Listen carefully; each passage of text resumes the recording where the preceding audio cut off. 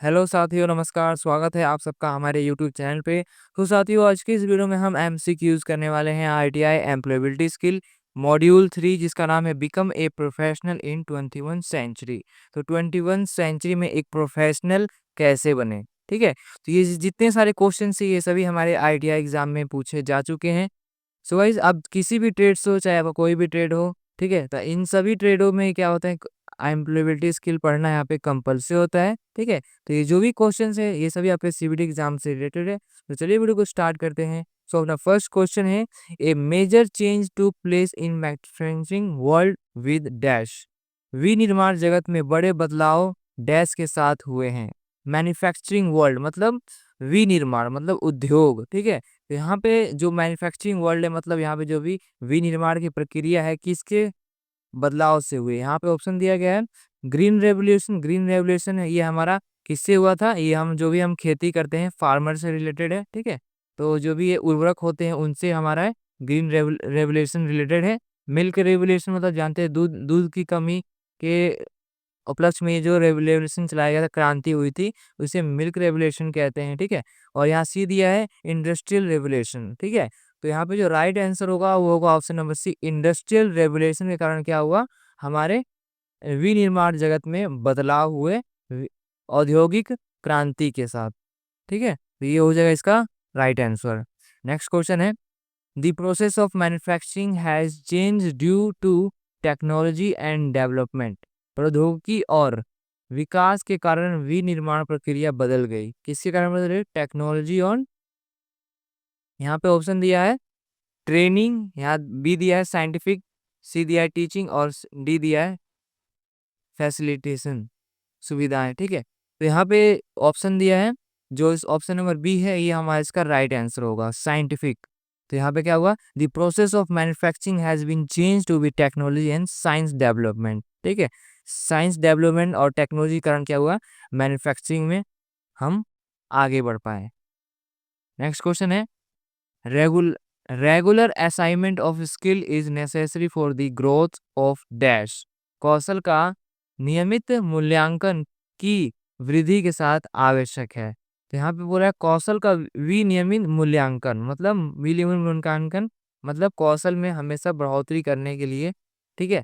ये हमारे कौशल जो भी हम सीख रहे हैं, किस लिए सीख रहे हैं, इन सब के लिए विधि के लिए क्या आवश्यक चीज है। तो यहाँ पे ऑप्शन दिया है करियर, इंटरव्यू, जॉब, स्किल। तो यहाँ पे जो करियर होगा ये हमारा राइट आंसर होगा, क्योंकि हम जो भी हमको अपनी स्किल्स बढ़ते हैं, ठीक है, स्किल्स अपनी गेन करते हैं, स्किल्स को अपना बनाए रखते हैं, किस लिए, अपने करियर में आगे बढ़ने के लिए, ठीक है। तो यहाँ पे ऑप्शन नंबर ए इसका राइट आंसर होगा। अगला क्वेश्चन कह रहा है, नीतू के पास उत्सुक उत्सुक कहानी सुनने का कौशल है, यह किस प्रकार की बुद्धिमत्ता है। तो यहाँ पे नीतू है जिसको उत्सुक कहानी सुनाने का एक कौशल है, ठीक है। तो यह किस प्रकार का बुद्धिमत्ता है, यहाँ पे picture smart, logic smart, body smart या वर्ड स्मार्ट, ठीक है।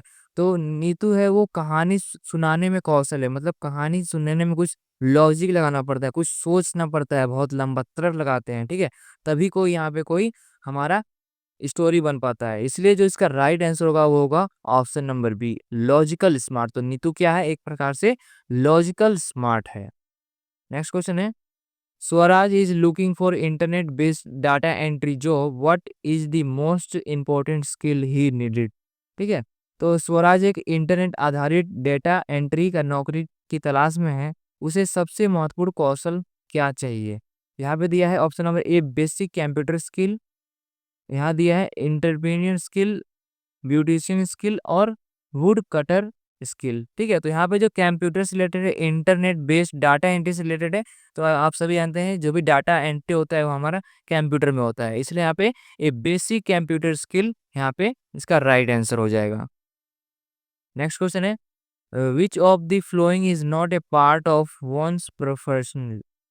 निम्नलिखित में से कौन सा एक व्यक्तिगत का हिस्सा नहीं है, ठीक है। तो व्यक्तिगत का हिस्सा नहीं है, यहाँ पे दे रहा है strength, weakness, believes, skin colour, ठीक है। तो यहाँ पे स्ट्रेंथ, वीकनेस और ये बिलीव्स ये सब क्या है, ये एक तरह के लगते हैं, पर ये जो स्किन कलर है ये कुछ डिफरेंट लग रहा है, ठीक है। तो इसलिए जो इसका आंसर है वो होगा option number D. Next question है, things that one is good at doing are dash. वे चीज जिनमें कोई अच्छा है डैश कहलाती है। वे चीज जिनमें कोई अच्छा है वो डैश कहलाती है, मतलब क्या कहलाती है? यहाँ पे दिया गया ऑप्शन, चिंताएं, रुचियां, क्षमताएं, जुनून। मतलब वे चीज जिनमें कोई अच्छा है तो वो क्या है? उसकी एबिलिटीज हैं। क्या है? उसकी क्षमताएं हैं।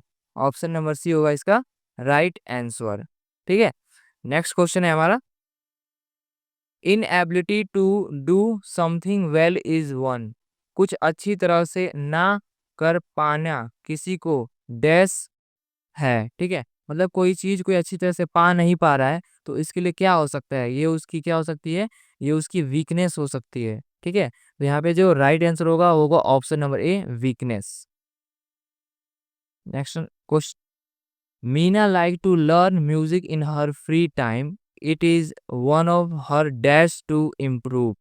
मीना अपने खाली समय में संगीत सीखना पसंद करती है या सुधार करने के लिए उसकी डैश में से एक है। ठीक है, उसे क्या चीज सुधार करनी चाहिए, उसमें क्या चीज है? ठीक है, तो मीना क्या है? संगीत सीखना पसंद करती है, यह सुधार करने के लिए उसकी डैश में एक है। ठीक है, तो यहाँ पे जो यहाँ पे इंटरेस्ट होगा ये क्या है? वो सीखना चाहती है, इसकी रुचि है। ठीक है, तो ये उसकी इंटरेस्ट है, इसलिए उसकी इंटरेस्ट में से एक है। ठीक है, इसका राइट आंसर हो जाएगा option number B. Next question है हमारा, Bijo is not good in at M excel, what which hard work he learned to overcome weakness and turn them into a dash। बीजो एमएस एक्सेल में अच्छा नहीं है, अपनी मेहनत से वह अपनी कमजोरी को दूर करता है और उन्हें डैश में बदलता है। ठीक है, तो बिंजो क्या है? एमएस एक्सेल में अच्छा नहीं है। ठीक है, एमएस एक्सेल में अच्छा नहीं है तो अपनी मेहनत से वह अपनी कमजोरी को दूर करना चाहता है, करता है और उसे डैश में बदलना देता है। किसमें बदलता है? यहाँ पे ऑप्शन दिया है, believes, value, leader and strength. ठीक है, तो वो कमजोर है। ठीक है, किस चीज में कमजोर है, उसे नहीं आ रहा है तो वो किस चीज में बदलेगा? वो उसको अपनी ताकत बना लेगा, यहाँ पे स्ट्रेंथ बना देगा। ठीक है, स्ट्रेंथ बना देगा तो वो उसे आ जाएगा। नेक्स्ट क्वेश्चन है हमारा, the way we interact, manage and deal with our external environment as now as skills।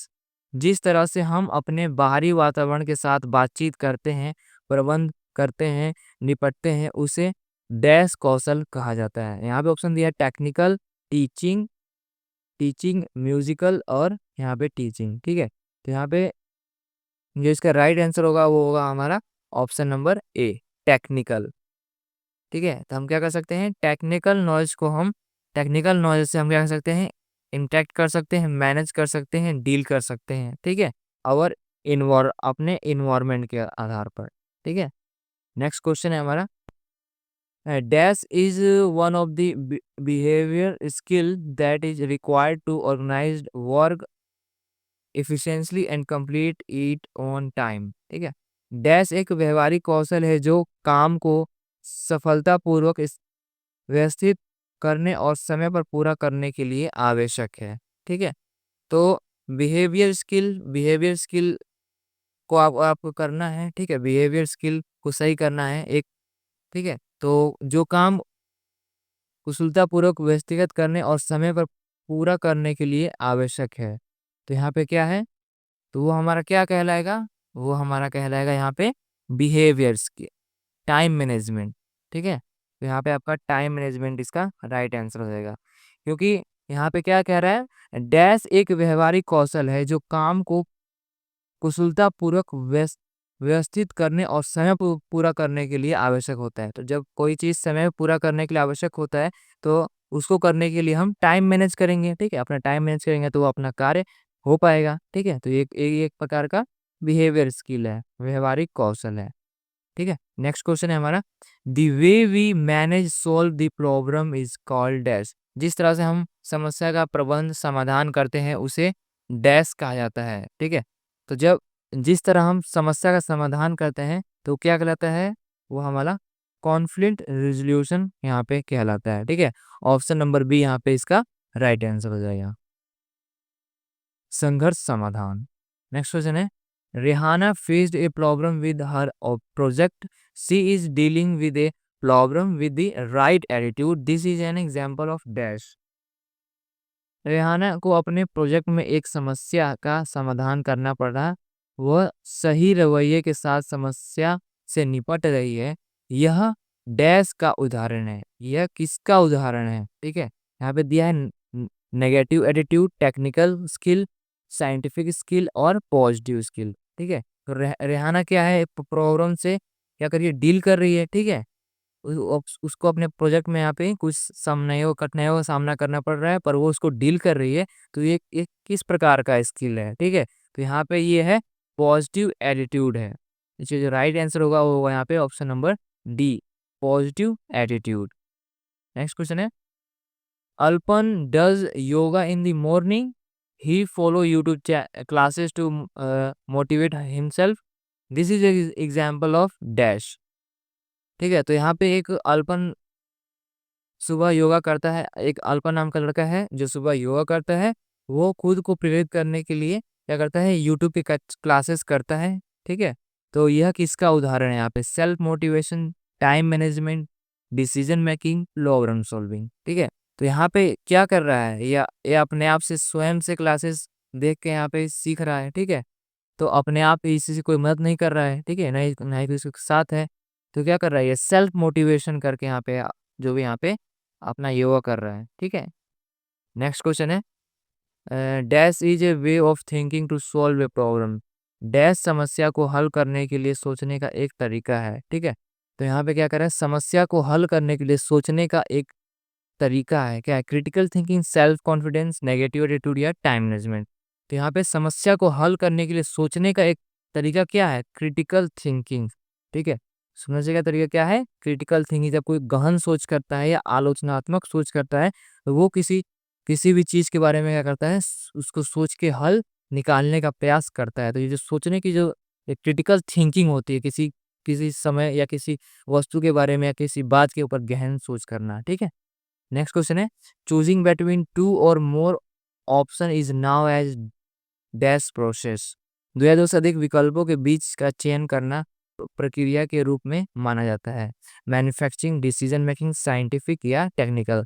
तो हम किस चीज के बारे में सोच रहे हैं ना, चूज कर रहे हैं, तो उसमें क्या होगा, डिसीजन होगा। ठीक है, इसलिए जो इसका राइट आंसर होगा डिसीजन मेकिंग होगा।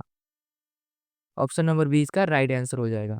नेक्स्ट क्वेश्चन है, which of the following is not a part of decision making, निम्नलिखित में से कौन सा निर्णय लेने का हिस्सा नहीं है? निर्णय लेने का हिस्सा नहीं है। यहाँ पे identify problem, generate option, implement decision और परफॉर्मेंस। ठीक है, तो यहाँ पे जो परफॉर्मेंस है ये क्या है, एक प्रकार कोई डिसीजन यहाँ पे नहीं ले रहा है। ठीक है, इसलिए इसका जो राइट आंसर होगा होगा ऑप्शन नंबर डी। और यहाँ पे आइडेंटिफाई प्रोग्राम मतलब प्रॉब्लम की पहचान करना, जनरेट ऑप्शन, इम्प्लीमेंट, ये सब क्या है, ये सब डिसीजन है कोई काम को करने के लिए। ठीक है, और यहाँ पे जो परफॉर्मेंस है ये किसी प्रकार कोई डिसीजन नहीं है, ये आपके क्षमता को दिखाता है। ठीक है, इसलिए जो राइट आंसर है इसका ऑप्शन नंबर डी है। नेक्स्ट क्वेश्चन है, मानू thinks about a problem well before making any decision, this is example of dash. मानू किसी भी निर्णय लेने से पहले समस्या के बारे में अच्छी तरह से सोचता है। ठीक है, तो यह का किसका उदाहरण है? Self motivation, critical thinking, time management या लॉजिकल थिंकिंग। ठीक है, यहाँ पे किसका होगा? लॉजिकल थिंकिंग यहाँ पे इसका राइट आंसर होगा। जो लॉजिकल होगा वो इसका राइट आंसर होगा। ठीक है, क्योंकि यहाँ पे क्या कर रहा है, क्रिटिकल थिंकिंग भी यहाँ पे हो सकता है, क्योंकि यहाँ पे क्या कर रहा है, गहन सोच कर रहा है कि समस्याओं के बारे में अच्छी तरह से सोच रहा है। ठीक है, तो यहाँ पे क्रिटिकल थिंकिंग यहाँ पे इसका राइट आंसर होगा। ठीक है, पर वैसे मुझे लगा था यहाँ पे लॉजिकल थिंकिंग होगा, पर इसका क्रिटिकल थिंकिंग होगा। नेक्स्ट क्वेश्चन है हमारा, नेक्स्ट क्वेश्चन कह रहा है, Revati goes a job for out of her town, she decide to refuse the offer after listening the pros and cons she followed। Revati को अपने शहर से बाहर नौकरी पर प्रस्ताव मिला, उसने फायदे और नुकसान की सूची बनाकर प्रस्ताव को अस्वीकार करने का निर्णय निर्णय लिया। उसे डैश का पालन किया, किसका पालन किया यहाँ पे दिया है, decision making, positive attitude, conflict resolution और नेगेटिव एटीट्यूड। यहाँ पे उसने क्या किया, उसने अपना डिसीजन लिया, ठीक है। तो उसे क्या कितना फायदा हो रहा है, कितना नुकसान हो रहा है, उसके बेस पे उसने क्या किया है, अपना स्वयं का डिसीजन लिया है, ठीक है। तो उसके बाद वो इस चीज को फॉलो कर रही है, अपने स्वयं के डिसीजन को फॉलो कर रही है। इसका राइट आंसर होगा option number A. Next question है, what are the advantage of time management. Time management का एडवांटेज क्या है, ठीक है। ये पूछा है, मतलब यहाँ पे समय प्रबंध के क्या फायदे हो सकते हैं, मतलब आप जब अपना आप टाइम मैनेज करेंगे, अपने समय को बचाएंगे, कोई और फिर आप उसमें कोई और चीज इंक्लूड करेंगे तो उसमें आपका क्या फायदा होगा। यहाँ पे दे रहा है option, complete task on time, achieve daily goals, reduce stress, all of this, ठीक है। तो यहाँ पे ऑल ऑफ दिस इसका राइट आंसर होगा, क्योंकि जब आप अपना कोई काम स्वयं पे कर लेते हैं, समय पे कर लेते हैं, तो उससे क्या होता है, आपका जो डेली का जो गोल होता है वो अचीव हो जाता है, आप टेंशन से मुक्त रहते हैं और आपका काम भी समय पे पूरा हो जाता है। इसलिए यहाँ पे जो डी ऑप्शन है ऑल ऑफ दिस इसका राइट आंसर हो जाएगा। नेक्स्ट क्वेश्चन है यहाँ पर, good time management help in improving at work. अच्छा समय प्रबंध काम पर डैश में सुधार करने में मदद करती है, ठीक है। डैश में सुधार करने में मदद करती है, यहाँ पे ऑप्शन दिया है वीकनेस, परफॉर्मेंस, स्ट्रेस, प्रेशर, ठीक है। तो यहाँ पे जो राइट आंसर होगा वो होगा option number B, performance. Performance आपकी जितनी अच्छी होगी उतना ही बढ़िया आपका अच्छा समय से अपना मैनेज कर पाएंगे, तो उतना ही आपका परफॉर्मेंस यहाँ पे अच्छा होगा। ऑप्शन नंबर बी होगा इसका राइट आंसर। नेक्स्ट क्वेश्चन है हमारा, the block of work time is called a dash technique. कार्य समय के ब्लॉक को तकनीक कहा जाता है। तो जब आप अपने समय को किसी ब्लॉक में यहाँ पे बांट देते हैं, उसको छांट देते हैं, तो ये कौन सा टेक्निक कहलाता है, वो हमारा पोमोडेरो टेक्निक कहलाता है। ऑप्शन नंबर सी होगा इसका राइट आंसर। नेक्स्ट क्वेश्चन है हमारा, Rahim learn MS Office during his lunch break, ठीक है। जो रहीम है वो एमएस ऑफिस पढ़ता है, ठीक है, अपने लंच ब्रेक में। This is A an example of dash, ठीक है। तो ये किसका एग्जाम्पल हो सकता है, यहाँ पे दिया time management, over thinking, online job, logical thinking. तो यहाँ पे क्या कर रहा है, वो अपना टाइम मैनेज करके एक नया स्किल यहाँ पे गेन कर रहा है, नया स्किल यहाँ पे सीख रहा है। इसलिए जो राइट आंसर होगा इसका ऑप्शन नंबर ये होगा। नेक्स्ट क्वेश्चन है हमारा, Bhanu create a 25 minute task planner and never gets distract during the block time, which method does he follow, ठीक है। तो भानु एक लड़का है जो 25 मिनट का टास्क प्लान करके बनाता है और ब्लॉक किए गए समय में वो विचलित नहीं होता है। वो कौन सी विधि का पालन कर रहा है, वो कौन सा विधि है, वो है हमारा पोमोडेरो टेक्निक। तो पोमोडेरो टेक्निक में करते हैं, एक 25 मिनट का हम टाइमर फिक्स करते हैं, उस 25 मिनट में हम जो भी अपना काम होता है, टास्क होता है, वो पूरा करते हैं, उसके बाद एक 5 मिनट का ब्रेक लेते हैं, ठीक है। तो इस प्रकार जब हम अपने कामों को छोटे छोटे भागों में बांट देते हैं, यहाँ पे जो आपका वर्क होता है वो इजीली हो जाता है और आप में उस अपने भटकते भी नहीं है अपने वर्क से।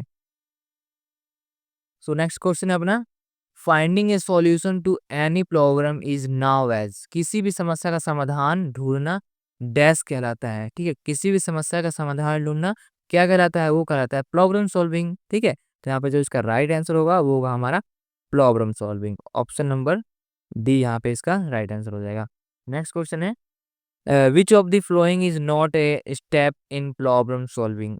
निम्नलिखित में से कौन सा समस्या समाधान का चरण नहीं है, ठीक है। तो हमने समस्या समाधान चरण एक पिछली क्वेश्चन में देखा था, इसमें क्या था, make a plan, take action, ठीक है, implement, option, generate more options, ठीक है, ये सब क्या था वो। तो इसमें से पूछ रहा है इनमें से नहीं है, यहाँ पे दे रहा है आइडेंटिफाई द प्रॉब्लम, बी दिया है यहाँ पे डिवाइड प्रॉब्लम इनटू पार्ट्स, सी दिया है सेट टाइमर और यहाँ पे डी दिया है फाइंड सॉल्यूशन। तो इनमें से कौन सा है जो प्रॉब्लम सॉल्विंग में नहीं आता है, उसमें से है सेट टाइमर्स। टाइमर सेट करना कोई यहाँ पे प्रॉब्लम सॉल्विंग में से नहीं आता है, ठीक है। जैसे कि आप खेलने जा रहे हो, अपना टाइमर सेट कर दो, ठीक है, तो यहाँ पे कोई आपका काम पूरा तो ही ना हो जाएगा, ठीक है। तो यहाँ पे इसलिए जो टाइम सेट करने से इसका कोई लेन देन नहीं है। नेक्स्ट क्वेश्चन है, if one is a capable to finding solution the problem one will get better age. यदि कोई समस्या का समाधान ढूंढने में सक्षम है तो वह डैश में बेहतर होगा। ठीक है, किसी समस्या का समाधान ढूंढने में सक्षम है तो किस में बेहतर होगा? वो होगा अपने समस्या समाधान, प्रॉब्लम सॉल्विंग में वो बेटर होगा। ठीक है, इसलिए इसका राइट आंसर होगा option number B. Next question है हमारा, Sony is trying to fix the download problem on the laptop. She did not succeed on the first attempt. What should she do? ठीक है, तो यहाँ पे सोनी क्या कर रही है, अपने लैपटॉप में जो डाउनलोडिंग की प्रॉब्लम है उसे सॉल्व कर रही है, पर वो पहले अटेम्प्ट में क्या हो पाती है, वो सक्सेस नहीं हो पाती है। तो अब उसे क्या करना चाहिए? उसे अब क्या करना चाहिए? तो यहाँ पे दिया है try another, quite the task, never solve the problem, quite this job. तो यहाँ पे क्या कर सकती है? ट्राई अनदर वे, वो दूसरे तरीके से यहाँ पे उसी काम को दूसरे तरीके से करेगी तो यहाँ पे हो सकता है, ना कि उस काम को छोड़ दे फिर नौकरी ही छोड़ दे। ये सब इसका कोई सॉल्यूशन नहीं है। नेक्स्ट क्वेश्चन है हमारा, Steve's mother told him that the mixer grinder is not working. What should his first step in order to solve the problem? ठीक है, तो यहाँ पे स्टीव की माँ है जो बता रही है कि मिक्सर ग्राइंडर काम नहीं कर रहा है, तो समस्या को हल करने के लिए उसका पहला कदम क्या होना चाहिए? ठीक है, यहाँ पे दिया है complain, identify the problem, sell the mixture और थ्रू इट। यहाँ पे क्या है, कहा अभी तो कोई कंप्लेन नहीं कर सकते हैं, पहले समस्या के बारे में नहीं हुई, समस्या क्या है, नहीं ना कि मिक्सर को फेंक देंगे, ठीक है, ना ही मिक्सर को बेच देंगे। सबसे पहले हम क्या करेंगे, यहाँ पे समस्या की पहचान करेंगे, identify the problem. Option number B होगा इसका राइट आंसर। नेक्स्ट क्वेश्चन है, addition of harmful smoke gases and chemicals is environment large quantities is called. ठीक है, पर्यावरण में बड़ी मात्रा में हानिकारक धुआं गैस और रसायनों का जोड़ना डैश कहलाता है, क्या कहलाता है? हमारा पॉल्यूशन, वाइंड, स्टॉर्म, वायु। इसमें क्या होगा, ये हमारा वायु प्रदूषण होगा, एयर पॉल्यूशन यहाँ पे होगा। ठीक है, तो यहाँ पे पॉल्यूशन आंसर दिया है तो यहाँ पे इसका पॉल्यूशन इसका राइट आंसर हो जाएगा। अगर यहाँ पे एयर पॉल्यूशन होता तो एयर पॉल्यूशन भी इसका राइट आंसर होता। ठीक है, नेक्स्ट क्वेश्चन है, cutting down of trees from farming and housing purpose is called.